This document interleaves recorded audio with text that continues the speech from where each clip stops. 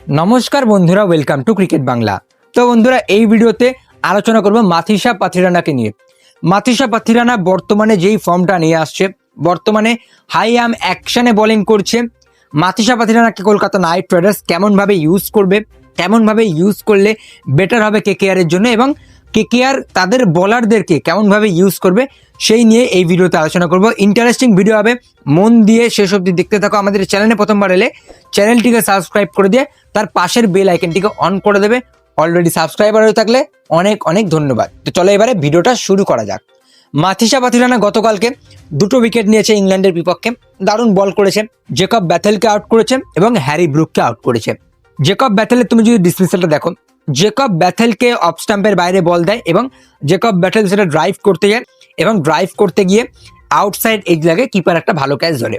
তো সেখানে মাথিসা পাথিরানা যেরকম লাইন লেন্থে বল করছে, যেরকম পেস আগের থেকে পেয়েছে, অ্যাকচুয়ালি মাথিসা পাথিরানা কিন্তু তার বোলিং স্টাইলটা চেঞ্জ করেছে।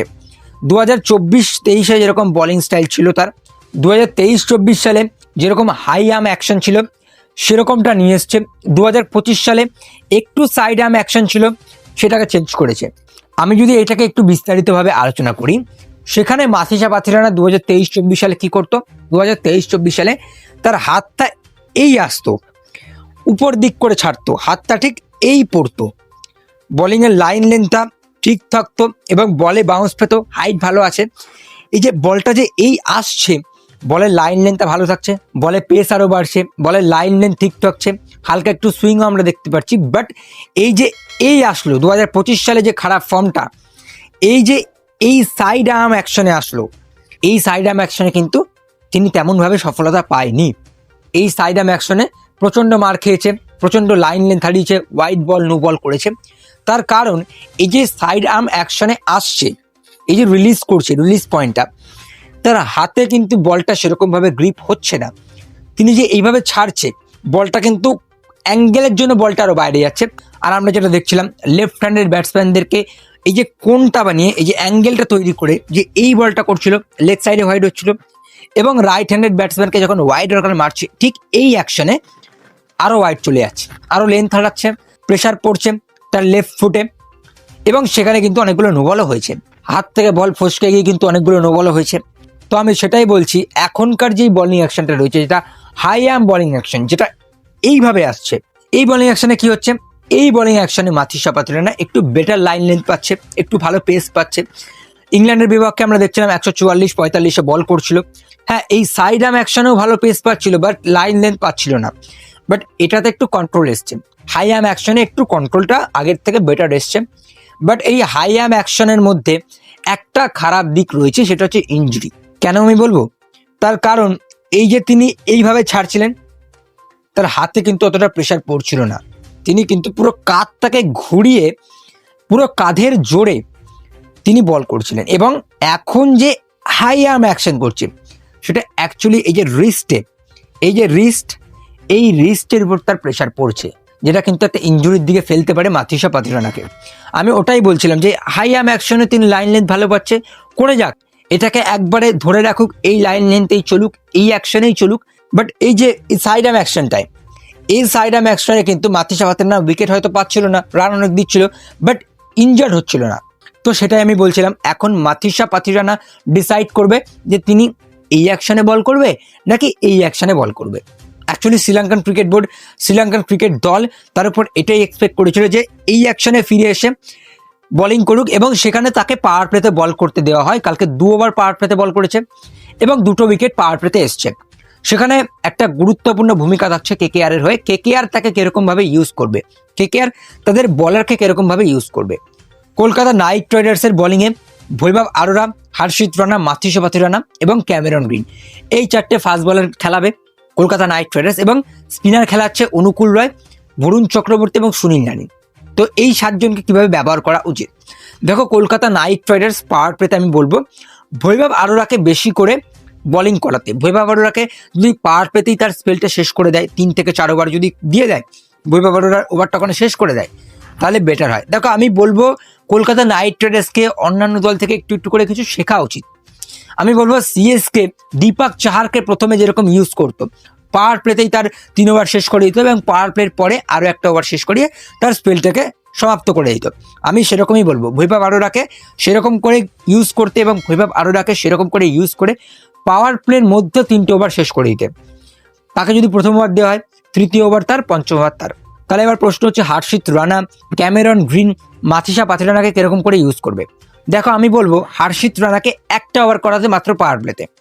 এবং কেন আমি বলবো, আমি একটু আগে কি বললাম যে কেকেআরকে কিছু কিছু শেখা উচিত অন্যান্য দলকে। মুম্বাই ইন্ডিয়ান্স কি করতো, মুম্বাই ইন্ডিয়ান্স জাসপ্রীত বুমরাকে একটা ওভার করাতো পাওয়ার প্লেতে এবং আরও একটা ওভার মিডল ওভারে রাখতো। যদি কোনো ভালো পার্টনারশিপ তৈরি হয় সেই পার্টনারশিপটা ব্রোক করতে পারবে জাসপ্রীত বুমরা।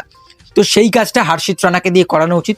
হর্ষিত রানাকে পাওয়ার প্লেতে একটা ওভার করাক, হর্ষিত রানাকে মিডল ওভারে একটা ওভার করাক এবং ডেতে গিয়ে তিনি 2 ওভার করবে। এরকমভাবে হর্ষিত রানাকে ব্যবহার করুক। তো এবার প্রশ্ন হচ্ছে 4 ওভার আমি পেয়ে যাচ্ছি, হর্ষিত রানার একটা ওভার এবং বৈভব আরোরা 3টে ওভার, বাকি 2 ওভার আমাকে কে করবে। দেখো আমি বলবো মাথিসা পাথিরানাকে একটা ওভার পাওয়ার প্লেতে করাতে। একটা ওভারই করাতে বলবো, 2টো ওভার করাতে বলবো না। তার কারণ ঠিক যেমনভাবে হর্ষিত রানাকে ব্যবহার করবে কলকাতা নাইট রাইডার্স, তেমনভাবে মাথিসা পাথিরানাকে ব্যবহার করা উচিত।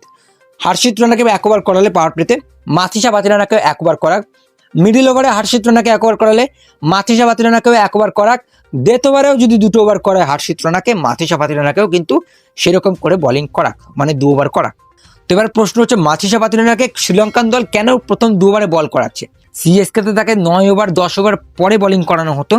মহেন্দ্র সিং ধোনি একটা আলাদা রকমের ট্যাকটিক্স নিয়ে আসতো মাথিসা পাথিরানাকে নিয়ে এবং ডোয়েন ব্রাভোকে নিয়ে। ডোয়েন ব্রাভোকে কিন্তু নতুন বলে বল করাতো না।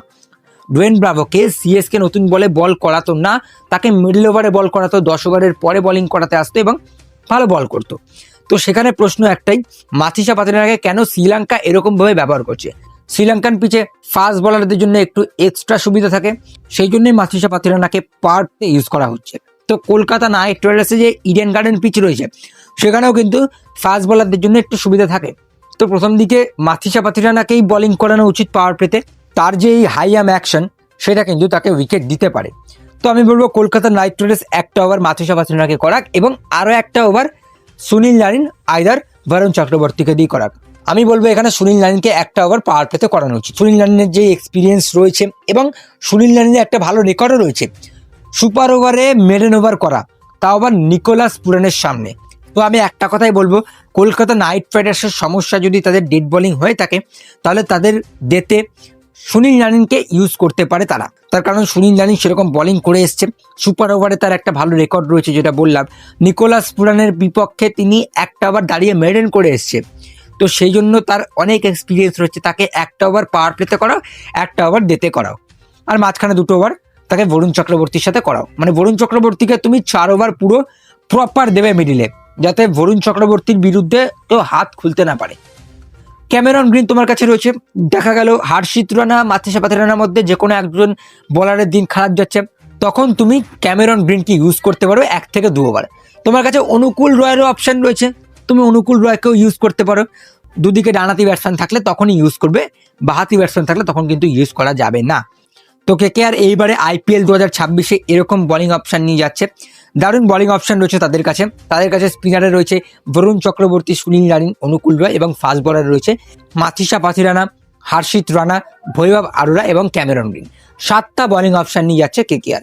সেক্ষেত্রে আমার মনে হয় আইপিএল 2026-এ কেকেআর এইবারে ভালো করবে। আমি বলবো চ্যাম্পিয়ন হতে পারে। তার কারণ একটা মজাদার স্ট্যাটস তোমাদের কাছে বলছি। 2012 সালে যখন কেকেআর চ্যাম্পিয়ন হয়, কেকেআর এর কাছে ছিল ব্রেটলি, অস্ট্রেলিয়ান প্লেয়ার। 2014 সালে যখন কেকেআর চ্যাম্পিয়ন হয়, কেকেআর এর কাছে ছিল প্যাট কামিন্স, অস্ট্রেলিয়ান প্লেয়ার। 2024 সালে যখন কেকেআর চ্যাম্পিয়ন হয়, তাদের কাছে ছিল Mitchell Starc, Australian fast bowler. এবং 2026 সালে আছে কেকেআর এর কাছে Cameron Green. So I don't know KKR কি করবে, বাট আমি চাইবো কেকেআর এবারে চ্যাম্পিয়ন হোক। বাকি তোমাদের কি মতামত থাকছে অবশ্যই জানিও। মাথিসা পাথিরানাকে নিয়ে তোমাদের কি মতামত রয়েছে সেটা অবশ্যই আমাকে কমেন্ট বক্সে জানিও। ভিডিওটি ভালো লাগলে বেশি বেশি করে লাইক, বেশি বেশি করে শেয়ার করে দিও। আমাদের চ্যানেলে প্রথমবার এলে চ্যানেলটিকে সাবস্ক্রাইব করে দিও, তার পাশের বেল আইকনটিকে অন করে দিও। অলরেডি সাবস্ক্রাইবার হয়ে থাকলে অসংখ্য ধন্যবাদ। চলো আজকের ভিডিওতে এইটুকুই, টাটা।